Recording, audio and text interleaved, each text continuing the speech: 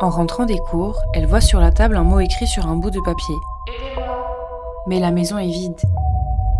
En 1970, pour ses 24 ans, Donna reçoit une poupée de chiffon achetée chez un antiquaire du Connecticut, une Anne Raggedy. Au début, elle y portait peu d'attention. Mais après quelques jours, elle et sa colocataire, Angie, ont l'impression que la poupée bouge lorsqu'elle s'absente de leur appartement. Pour vérifier, elles mettent la poupée dans une position bien particulière avant de partir, les bras et les jambes croisés. En revenant de leur journée d'études d'infirmière, Donna et Angie découvrent avec effroi que la poupée n'est plus dans la même position.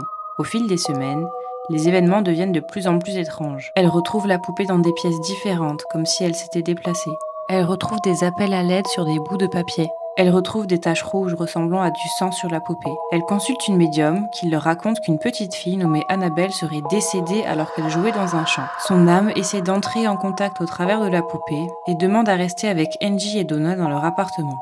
Les deux étudiantes, touchées, acceptent sa présence et renomment la poupée Annabelle.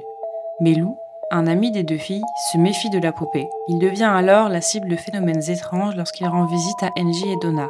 Il fait des paralysies du sommeil où la poupée s'en prend à lui. Il se réveille un matin avec des marques de griffures au niveau du torse. Terrifié, il demande de l'aide à Ed et Lorraine Warren. Pour eux, il n'y a pas d'esprit de petite fille, mais un esprit démoniaque qui tente de posséder Lou par le biais de la poupée. Les Warren purifient l'appartement des filles et repartent avec la poupée. Pendant le trajet, les Warren auraient perdu le contrôle de leur voiture à plusieurs reprises, évitant de peu un accident. La poupée est aujourd'hui enfermée derrière une vitrine dans le musée des Warren. Certaines personnes se sentent mal en sa présence, et on raconte qu'après s'être moqué de la poupée dans le musée, certaines personnes auraient eu des accidents.